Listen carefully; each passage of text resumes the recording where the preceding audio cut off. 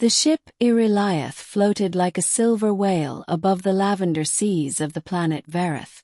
It was a world of calm beauty, twin suns, crystal forests, and people who had never known war. For the alien women aboard, the sudden arrival of a human was both miracle and mistake. Commander Celira of the Verath Science Guild stood before the containment pod. Inside, surrounded by sterilized mist, lay the first human ever brought to their world. His name was Ethan Vale, a lost explorer from Earth whose ship had been torn apart by a wormhole.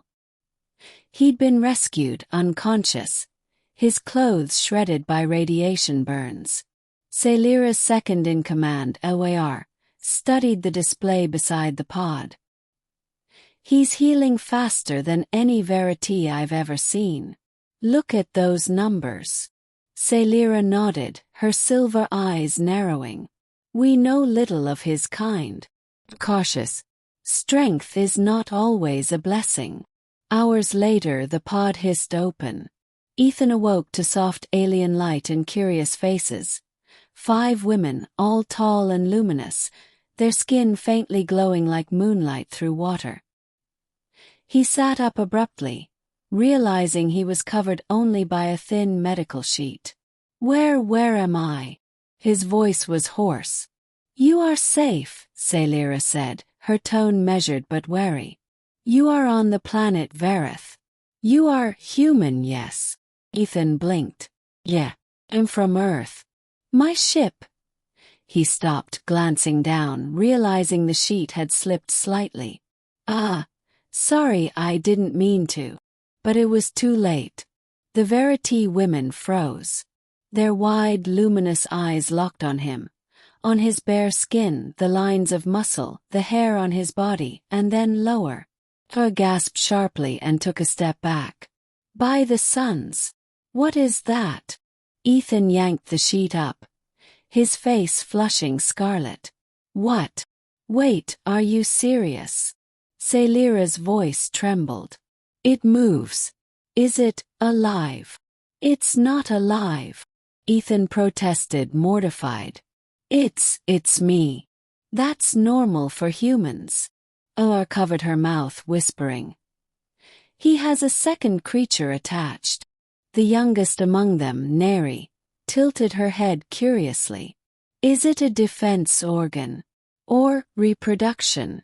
"Reproduction," Ethan said quickly, wishing the floor would swallow him. "It's part of human anatomy." The women stepped back in alarm, whispering in their musical tongue. For them, reproduction was done through energy fusion. No physical contact, no organic connection. To see a being whose body changed shape for the act was horrifying. "He is unstable," Elwayar declared. "His body morphs unpredictably. He could be a danger." Celira turned her gaze to him again, measured, scientific, but with a flicker of unease. "Ethan Vale, you say this is normal?" "Completely normal," he said, trying to steady his voice. "On my world, everyone's like this. I'm not dangerous. Please, I'm just trying to get home." The tension in the room was palpable. Neri, braver than the rest, stepped closer. "Commander, may I test his physiology? Perhaps understanding will ease our fear." Celira hesitated, then nodded. "Proceed." Neri extended a scanner, brushing it across Ethan's chest. The device hummed softly, projecting a web of blue light. Her expression softened. "His structure is fascinating. Denser muscle fibers, yet delicate internal organs. His heart, so small yet so strong." Ethan relaxed a little, grateful for her calm tone. "See, not a monster." But wasn't convinced. A creature that hides such unpredictable biology cannot be trusted. What if it changes more? Celira silenced her with a raised hand. "We will not judge by fear." She turned to Ethan.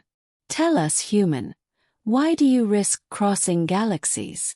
Ethan sighed, resting his head against the pod wall. Because Earth is dying. We were searching for worlds like yours. Beautiful, alive. I never meant to crash here. For the first time, Celira's gaze softened. You seek survival.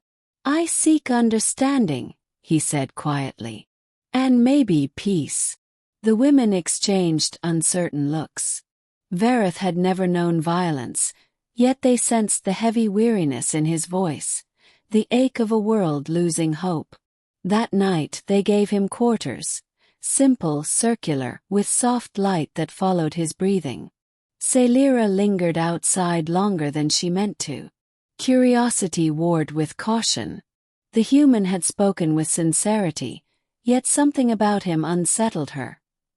His eyes filled with so much history and pain. When she finally entered to check on him, Ethan was sitting near the window, wrapped in the provided robe. He smiled faintly. You came back. I needed to be certain you were stable, she said. He chuckled softly. I promise I don't transform under the moons. Her lips curved slightly. A pity. That would make you easier to understand. They sat in silence for a time, gazing at the glowing ocean below. Then Celira asked quietly, Does your kind fear us as we fear you? Ethan turned to her. Maybe at first. But fear fades when you see someone for who they are, not what they look like.